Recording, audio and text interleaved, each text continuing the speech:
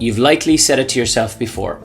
I'm not ready yet, or I need more songs, or I'm not good enough. Now, these thoughts have stopped more musicians from gigging than anything else. And the worst part is, they're usually not even true. My name is Finbar and I'm a full-time gigging musician. I've helped dozens of musicians in their 40s, 50s, 60s, and even 70s finally get out there performing, getting paid, playing live gigs, and just feeling confident on stage, often after decades of hesitation. In this video, I'm going to show you the real reasons that musicians stay stuck in negative mindsets and give you a clear plan to finally move forward. So whether you're just starting or coming back after a long break, this video is for you. So here's what I did. I actually posted this question inside my free online community, which has, as of now, July 2025, we've almost 2,500 members in there. Musicians from all over the world, huge amount of them adults starting later in life or coming back to it after years away. And the question I asked them was,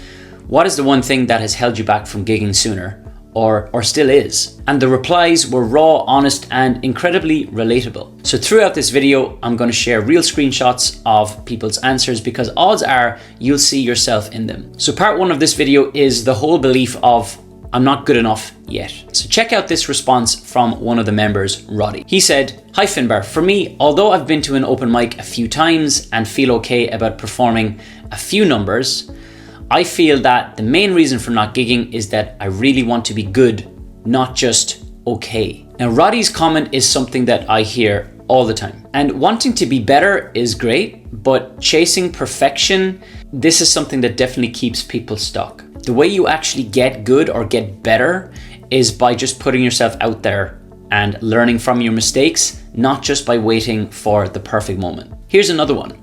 Myself, I don't think I'm good enough and or don't want to make mistakes. Similar to Stephen, I'm my own critic and I can always find a reason not to be ready. It's funny, in my corporate role, I can justify the 70-30 rule, but as an SA or a solo acoustic musician, I want to be 100%. Now, this is a very relatable comment by Anthony, and a huge amount of people that I speak to say the same thing, that they have busy jobs or jobs where they're in managerial positions or jobs where they have to speak in front of people and they can do this no problem. But getting on the stage in front of even a dozen people just makes them scared. The fear of making mistakes just kicks in. What I would say to this is that mistakes are part of the game. I make them, every performer does, but typically audience doesn't notice, and if they do, they don't really care because it just shows that you are human. Audiences, they just want a connection. They don't need or want perfection. Now, by the way, if confidence is something that you are struggling with, then I've put together this free resource called the Solo Gig Confidence Checklist. This includes what to say between songs to get a bit of rapport going with the crowd, a 30-song crowd-pleasing set list, and a copy-paste email template to reach out to any venue. If you want to grab it for free, the link is below this video. All right, part two of this video is the whole I'm not a real singer or guitarist mindset. Now check out this comment from Julie. She said, "I'm in the imposter syndrome club. As I learned to play from YouTube with no formal training, I don't understand theory, so I have to have the chords there and I'm just a strummer mostly." Then she says, which I think is key, "The thing that has built up my confidence is playing for friends and friends of friends at parties and playing at a music club. Kind of an open mic, but you know everyone, so it feels safer. Someone at a party I was playing at asked me if I taught guitar, so clearly they had no idea that I was a very average player. I think we just have to put ourselves out there and see how it goes. We'll learn as we go, I guess." Now, I could not agree more with Julie on this. Just putting yourself out there, learning by doing is just so important, and it's way more powerful than just sitting at home, practicing, daydreaming about getting out there, but never actually taking those steps. And Julie's being incredibly honest here, but this mindset does stop so many people. And the truth is that if you're playing songs and making people smile, that's all there is to it. That's real and that's music and that is good enough. All right, part three is the fear of performing solo. Now, I previously made a video on this topic of the transition from being in a band to being solo, but let's get to some direct quotes from people in the community on this topic. Another quote from Ian, he said, "I've played in bands since high school, However, I always lacked confidence in myself to do solo gigs. So you are not alone in this fear if this is what is holding you back. But confidence, I know I sound like a broken record on this, but confidence comes from reps and from doing it, not from just waiting until you are ready. One gig at a time, one performance at a time, whether it's an open mic or playing for friends, it just builds momentum and it builds confidence bit by bit. All right, part 4 of this video is an important one, and it is the whole marketing and promotion wall. Daniel said, I don't know how to promote myself. Chuck said, I started gigging at 14. I get 1 gig for every 100 emails I send to venues.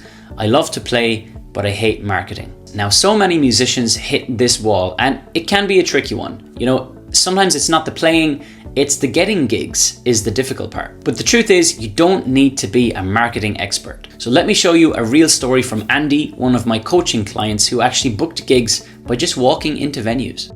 Went out and did some gig hunting myself, went out I made a bit of a target list of bars and pubs that I wanted to go to and just visited them. There was one particular incident when I walked in and the lady behind the bar said, yeah, I'm actually just doing my gig planning for the year right now. And she just gave me a list of dates and she said, what date do you want? And that was it, as simple as that. I just happened to be in the right place at the right time. And so sometimes that's all it takes, a short demo and a confident hello, presenting yourself well, and just showing up in person. You'll be surprised how often you might meet the right person at the right time and how many gigs are just one conversation away. All right, part 5 of this video is the whole I'm too old or it's too late mindset. Check out this comment from Chad. So he said, in my 20s, it was confidence in my abilities. I thought I could not hang with others, but I figured out I could. In my 40s, I was just tired, late nights at the bar, raising teenagers, working a full-time job. Sounds like a country song. Got tired. Now in my 50s, it's my body. Nerve release surgery, chronic tennis elbow, ankle issues. Thought I was too old. Then one day I just decided I want to try to go at it by myself, and I started back after it. Just like an athlete, I stretch and warm things up now instead of just going for it cold. I feel great, I have support from family, and realized how much I missed it. Now, Chad's story proves that age and injuries doesn't have to end the story. It just changes the tempo. Here's another quote from Jim. He said, Hi Finbar, it wasn't until my early 40s when I first picked up an electric guitar and found a great teacher that I even considered gigging. My teacher nudged me into it and I ended up playing in bands for 17 years. And here's another one from Pete. Pete said, I'm also a retired engineer. I decided that my retirement would not involve any consulting or part-time continuation of my former career and that I would just do music. Got some vocal coaching to tighten up my game and went for it. Open mics never really thrill me, but I got into playing for retirement homes and now I do mostly private parties, retirement homes and the occasional pub or winery. Been running 100 to 150 gigs a year. So Jim, Ron and Pete all started late, but they're now making it work and you can too. It really is about belief, desire and just taking those steps. In fact, Pete didn't even slow down in retirement. He actually ramped it up to 100, 150 gigs a year. So, you know, if you can take anything from this, it's that it's never too late. And here's another one from Bart, who's one of our long-standing community members. He said, then jobs, 11 years in Africa, then kids. Now that they're in their mid-20s, we started gigging again, my wife and I, accompanied by French musicians. Neil Young, Dylan, CCR, full circle in the end. Bart has been around the world and back, and now he's gigging again in his 50s, full circle, and if that's not inspiring, then I don't know what is. So if you have been stuck in your head, not taking action, here's your plan. Start before you are ready. You'll never feel 100% ready. You just have to do it anyway. Build a 30-song set list, songs that you like and that people know. Change the keys of your songs to fit your voice. Don't push it, make it comfortable. Play for real people. Friends, open mics, house parties, they all count. Get support if possible. You don't need to figure it out all alone. If this video resonated with you, come and join the free community, Pro Gig Academy. You'll find hundreds of other people on the same journey. And don't forget, if you want that solo gig confidence checklist for free, the link is below this video. Final words, you don't need to be perfect, you just need to start. See you in the next video.